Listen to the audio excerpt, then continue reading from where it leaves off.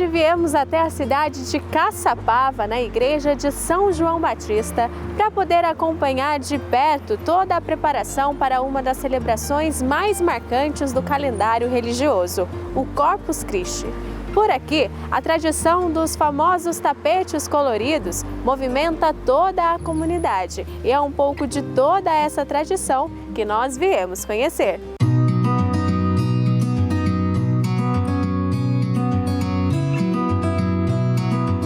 E por trás de toda a beleza dos tapetes de Corpus Christi aqui da cidade de Caçapava, a cidade também carrega muita tradição. E quem vai explicar um pouquinho pra gente é o Padre Leandro. Padre, uma tradição muito bonita, por sinal, né, com a participação de toda a comunidade. Sim, com certeza. Essa tradição aqui de Corpus Christi há mais de 60 anos, ela envolve todas as paróquias da cidade e são mais de 2.000 voluntários que se dedicam noite adentro até a madrugada da quinta-feira, de quarta para quinta-feira, nas ruas, preparando então esses tapetes tradicionais para a grande procissão do dia de Corpus Christi. E Padre, a gente pode observar também, né, pelas imagens, que são tapetes muito bonitos, né? As pessoas realmente colocam vida, né, para que Jesus Eucarístico possa passar. Sim, são 27 toneladas de areia e tinta, né? Praticamente esses dois materiais que eles colocam, né, onde eles fazem ali vários quadros, né, com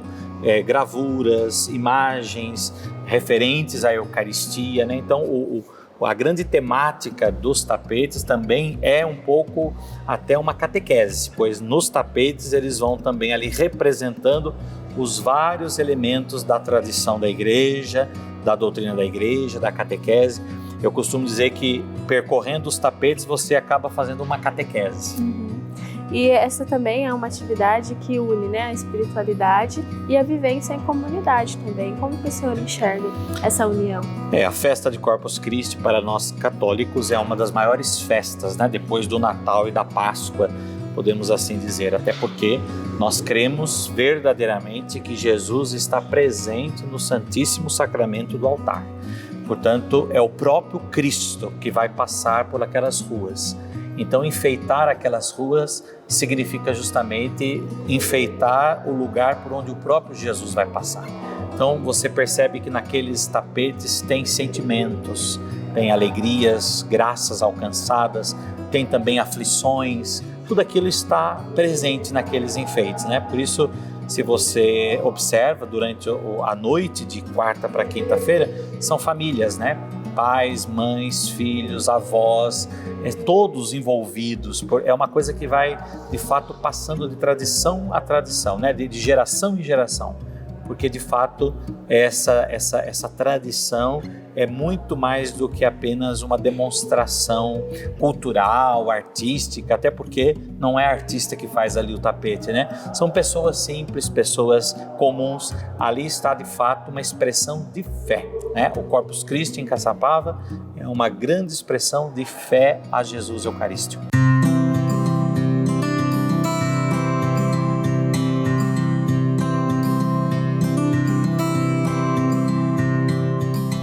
Nós estávamos conversando com o Padre Leandro que a preparação começa dias antes, né? Como que é todo esse processo? Por onde vocês começam? A gente começa na noite anterior. Então, por exemplo, o dia de Corpus Christi é dia 19. Então, no dia 18, a partir das 21 horas, então fecha-se todas as ruas da cidade, que vai acontecer o percurso da procissão, né? E as pessoas já começam a trabalhar. Já sai para a rua. Então, quando é na madrugada do dia 19, mais ou menos lá pelas 4 horas da manhã, já praticamente terminamos tudo. Olha que beleza. Então, quando aí, mas o objetivo é justamente isso. Então, quando o povo acordar, levantar-se para vir, né, para a rua, já está tudo pronto, é aquela surpresa para eles, entendeu? Então, eles não vê o povo ali trabalhando, né? Então, ficam assim, é como se fosse uma noite de sono. Então, ele dormiu, acordou, nossa, olha que diferente que está, né? Que legal. E como que é para você, José, né, manter essa tradição já há 40 anos, também estar envolvido ainda, né? Qual o sentimento que você carrega? Então, é um sentimento de pertença, né? Porque, vamos supor, nós herdamos isso, né? Lá dos nossos pais, dos nossos amigos, mais idosinhos, né? Muitos que já se foram, né? E a gente está dando continuidade, né? E o bom que e nós também já estamos passando por um processo de renovação, né? Então, por exemplo, as pessoas, a maioria dos que enfeitam à noite são todos jovens, né? Então, quer dizer, então a gente tem essa certeza que vai ter continuidade no trabalho, né? Porque, por exemplo, quando eu comecei, né, vamos para 40 anos atrás, né? Então, por exemplo, eu era um jovenzinho, né? Hoje a gente está ali coordenando, está junto com as pessoas, mas a equipe que executa praticamente são todos jovens, são pessoal seus 16, 20 anos que estão nativos ali trabalhando, né? Então, a nossa esperança é justamente isso, né? Que eles deem continuidade e que o enfeite de rua ainda continua assim por muito tempo, né? Aqui na nossa cidade.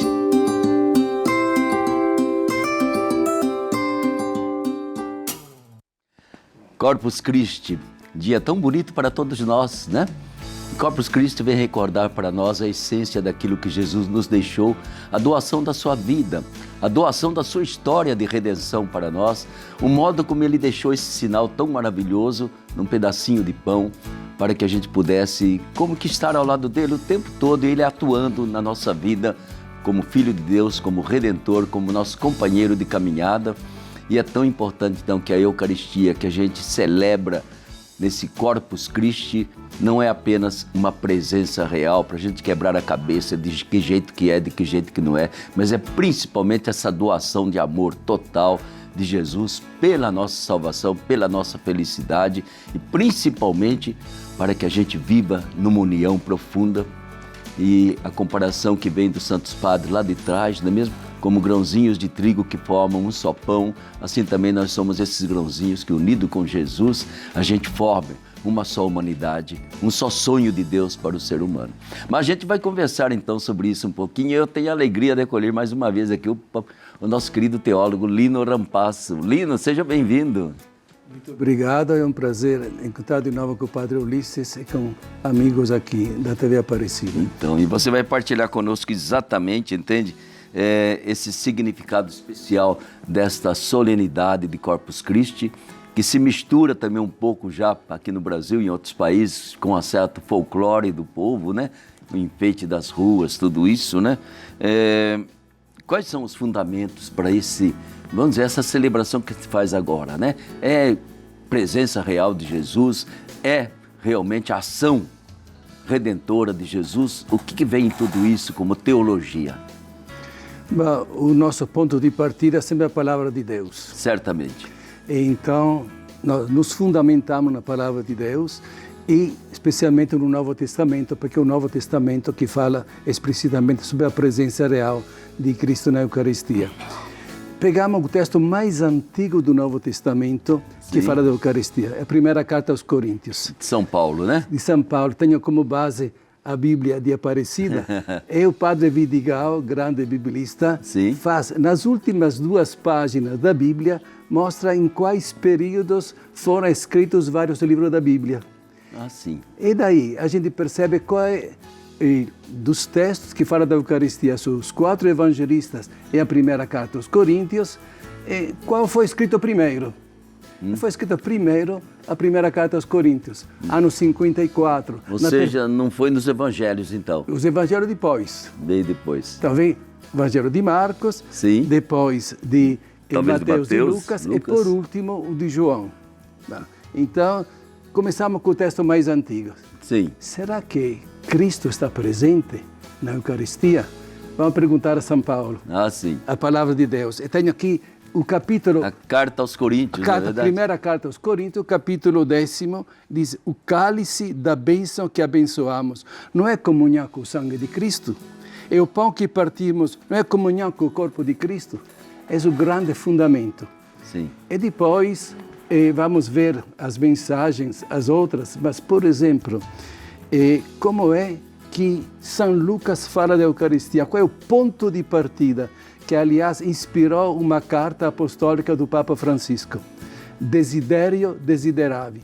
Eu desejei ardentemente celebrar a Páscoa com vocês antes de sofrer.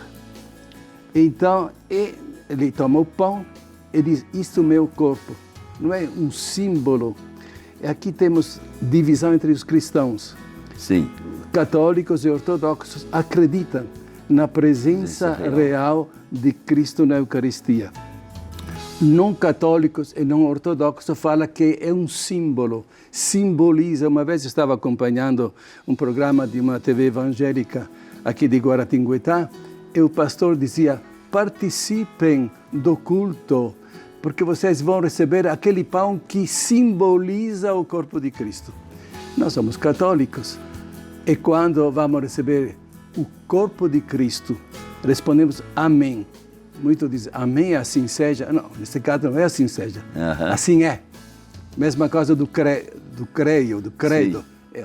O amém final é sim, é isso mesmo.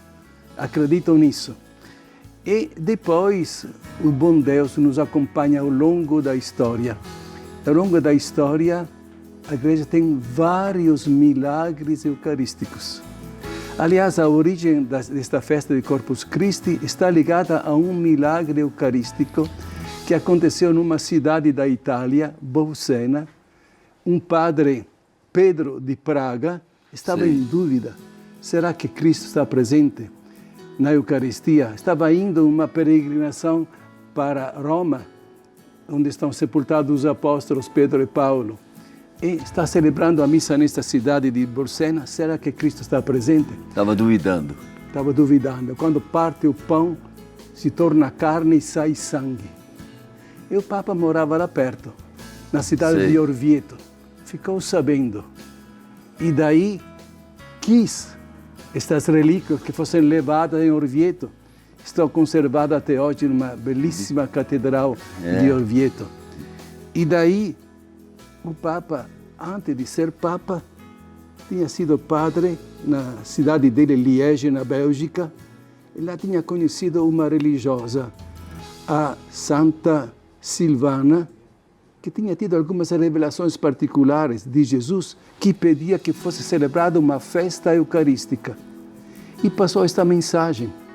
Começaram lá pouquíssimo a fazer estas festas, mas quando ele se tornou Papa, disse: este é o momento. É interessante que a irmã Juliana já tinha morrido, poucos anos antes, mas ele quer fazer esta festa. Então publica um documento, a Bula Transiturus, dia 11 de agosto de 1264. Ou seja, começou tudo a partir do século XIII. Do século XIII, 1264. Sim. Daí ele chama os dois maiores teólogos da época. Santo Tomás de Aquino, dominicano, São Boaventura, franciscano. Diz: vocês preparam os textos da liturgia desta nova festa. Eu vou escolher o melhor. Daí, os dois prepararam, a certo ponto se apresentaram diante do Papa Urbano IV. Ele disse para São Tomás: começa você a ler. Ele começou a ler os textos que tinha preparado, e daí, Boaventura disse: eu não fiz tão bonito como ele. Nós não sabemos o que ele escreveu, mas não até hoje. Até hoje nós estamos com São Tomás. Para a bênção do Santíssimo, tão sublime sacramento. De quem é este texto? De São Tomás de Aquino. Cantamos até hoje, né? Cantamos até hoje. Velho São Tomás de Aquino. Mas eu acho interessante, porque no século XIII que vai surgir essa festa, eu tenho por mim, Lino, que, de alguma forma, o Espírito Santo inspirou tudo isso quase como uma compensação, nesse sentido que a celebração viva da Eucaristia já era praticamente negada a participação do povo. Nem em comunhão, para comungar tinha que fazer uma preparação, e nem entender a celebração, que era tudo em latinório, né, em latim. Então eu acho que o Espírito Santo faz, porque vai ficando a Eucaristia praticamente de lado. De lado. Né? Então vamos fazer alguma coisa para que esse povo tome consciência de que existe, né, uma promessa de Jesus, uma doação de Jesus, e praticamente a gente faz uma caminhada até o Concílio Vaticano II, quando retoma o sentido mais profundo da Eucaristia, que é tomar e comer, e tomar e beber, né? Exatamente. Beber nós estamos negando ainda para o povo. Mas eu acho que está voltando. Eu não sei, Nosso Senhor, eu até estava refletindo, acho que Jesus não fica muito contente de ficar só em ostensório ou trancado em sacrário. Ele quer se doar, né? Ele quer ser comido, ser bebido, né?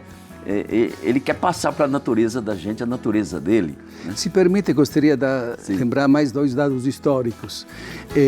O século XI, um cônego francês, Berengar de Tours, começou a negar a presença real de Cristo na Eucaristia. Sim. Precisava responder havia algo. Então, a reforma protestante vai retomar esta visão, mas já tinha acontecido antes. E depois, já poucos anos antes da festa de Corpus Christi, tem um concílio do Latrão que lembra, olha, confissão e comunhão pelo menos uma vez ao ano. Então, como o senhor falava, estava sendo colocada de lado a participação eucarística.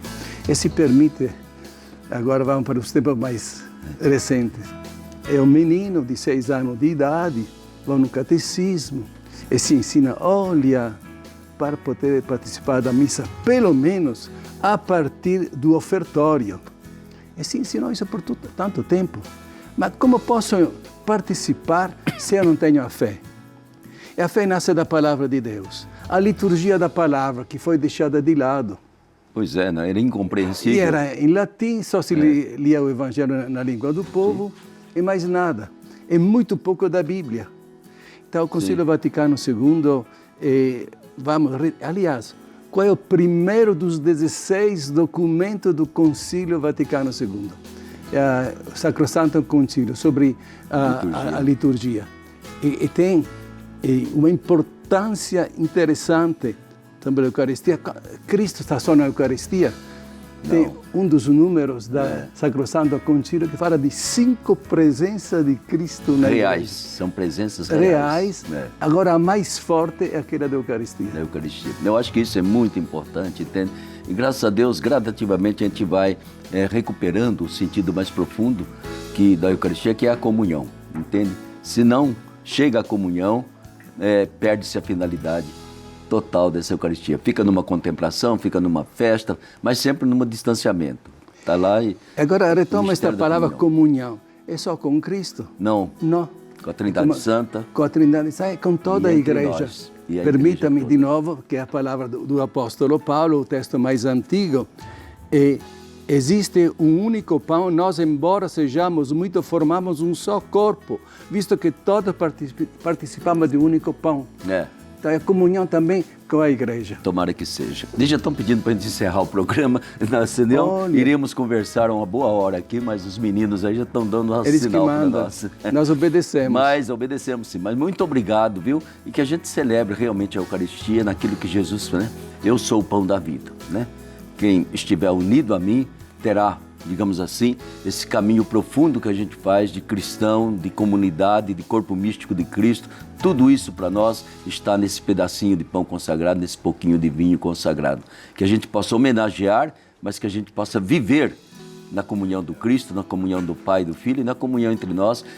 E ainda vai durar um bocado de século para a gente conquistar tudo isso. Com certeza. Mais uma vez, Lino, muito obrigado pela sua presença, pela sua partilha, sempre tão grande, né?